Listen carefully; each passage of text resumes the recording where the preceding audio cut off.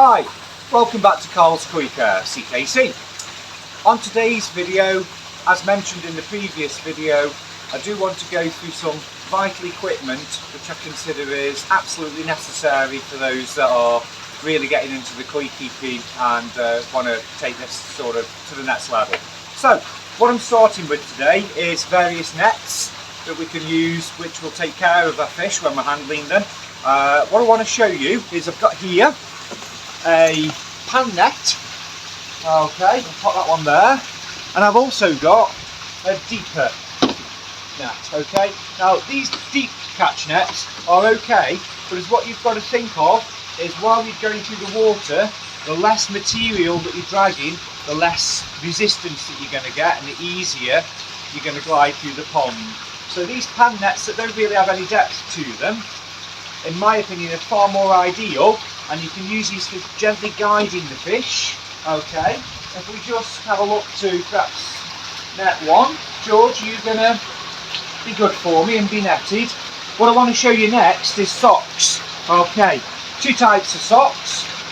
I'm going to use one that contains water for the first row here, and what we've got here is this sock has a waterproof lining. It's like a big tube of a net. It goes in head first, like so, and it makes it really easy to transport him with some water. You don't want a great deal of water. You can transport him into a bowl or a different place. They just fall out of the sock like that quite nicely.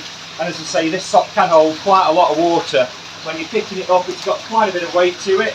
I'll just show you that again without a fish in there.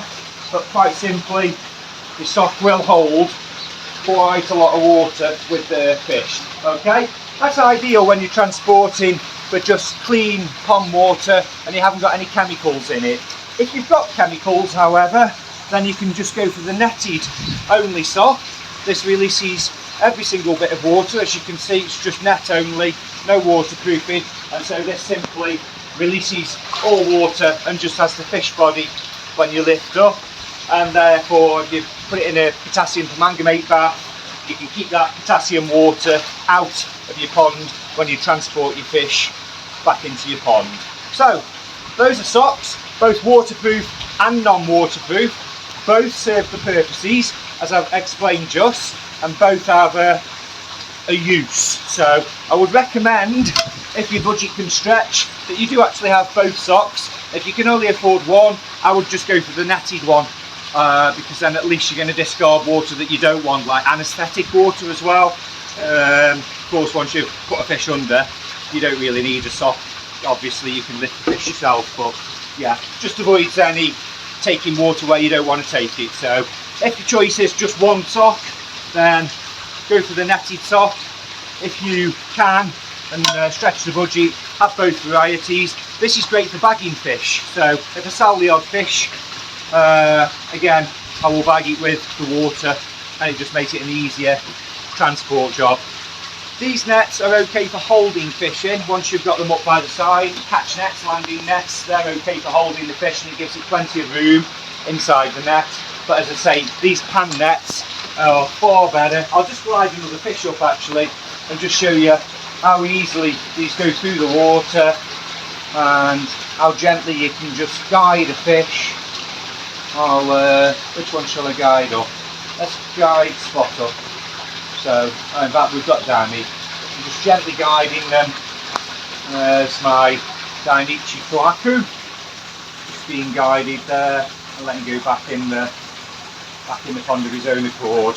There you go. Dead easy to use, dead easy to coach, and as I say, get your fish without any major problems or without flying around the ponds. As I say, these glide through quite gracefully.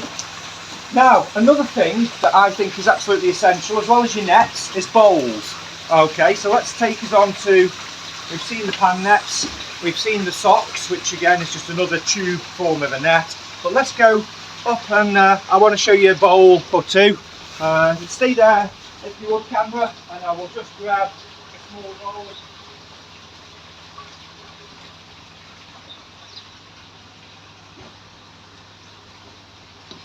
this is a smaller bowl. This is easy to put in the pond on the surface, and once you've caught the fish, as I just have done, I don't want to just keep catching them for fun, but that can sit in the water like so. It will float. Be careful it doesn't float away if you've got a large pond, and then it's easy to use your pan net to guide the fish, and you can actually get the fish guided straight into the bowl without actually having to use the sock. Okay, so if your bowl is huge, I'm going to show you an even bigger bowl than this in a moment, because I've got a couple of, well, more than a couple, but a few fish that are a little bit too big for this bowl, so I use the biggest size that you can buy available. I'll show you in a second.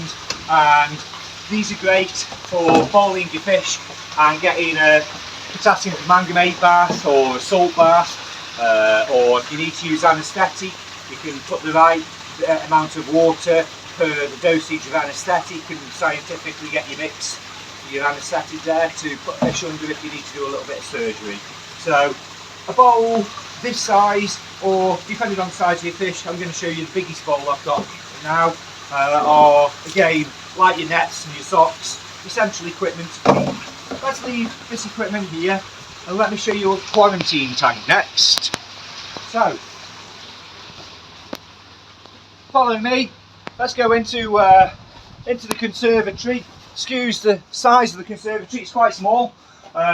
So first of all, I mentioned, oh, there's my largest bowl, and this one, it can float in my pond, but if I float that in the pond, it's probably half the pond size gone. So I'll use this for outside of the pond and use my sock and transport the fish in with that one. But I wanted to show you this.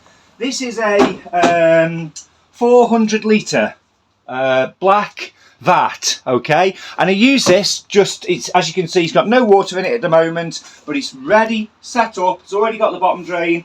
I've got a pressure filter, just a little Pondo Press thing with a little bit of a UV. Doesn't need much because this is when I'm going to be quarantining fish. So if I've bought new fish for the first 2 weeks, I'll import some pond water into this, so it's full, 400 litres, a little bit of a pressure filter pump set up running on it, and for 2 weeks I'll just check that there's nothing developing like fluke, Chilodonella, Costia, Trichodina. These are all parasites that I'm rhyming off, but I'm just going to keep them for a couple of weeks before I add them to my pond full of my full of the rest of the fish that I've got in there.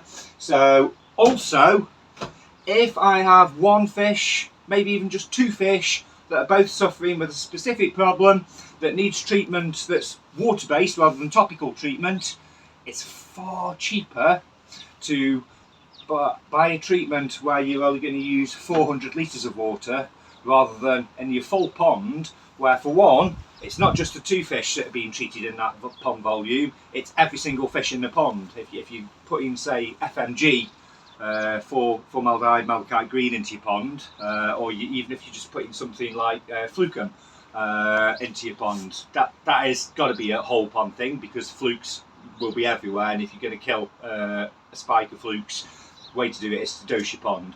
But there are certain things, especially after ulcers, where you can use Melafix, which is just a natural tea tree oil derivative, or there's Recovery Plus that Kasuri make, and having a little hospital tank stroke quarantine vat like this set up with little pump system and little filter system, very small, 5,000 litre an hour job, even no more than that, and you'll find that you'll use a lot less medication and products by quarantining and hospitalising fish that just need a bit of aftercare. Maybe they need to sit in some aquaflavin, which is an antibiotic, 1%, or the aquaflavin and malachite green mix where it's 1.5% aquaflavin.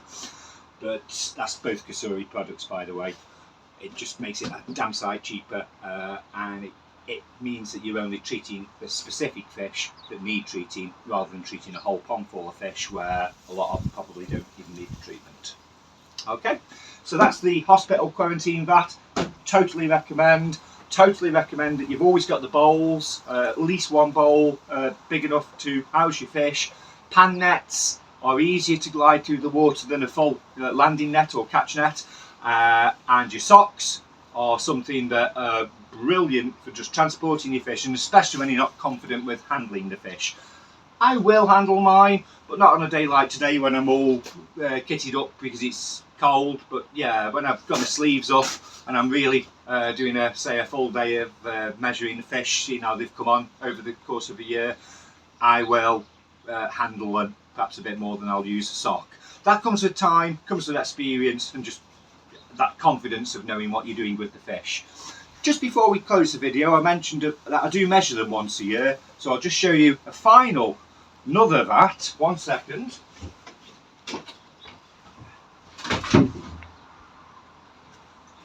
And here we are. Last but not least, we have the measuring vat as well, and you can see there down the side it's got the centimetre from 0 all the way to 1,000, which is 1 metre, 1,000 centimetre.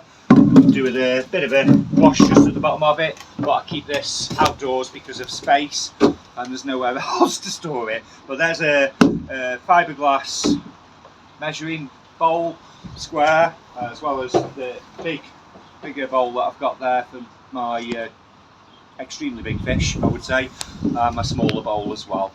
I do appreciate it can be difficult to store all of this equipment in one place, I get that, but it's well worth having at least a basic setup of just a bowl, a net, a sock, and if you can, if you've got space somewhere in a conservatory shed, garage, whatever it might be, get yourself a little vat where you can have a hospital tank, and that will be very useful if ever you need to isolate a fish. If the fish has got dropsy, that's one of the best things in the world.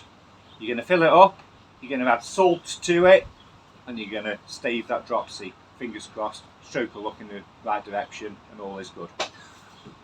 Until next time, if you've not already, please subscribe, please like today's video, take care, happy koi keeping, and I'll see you all soon.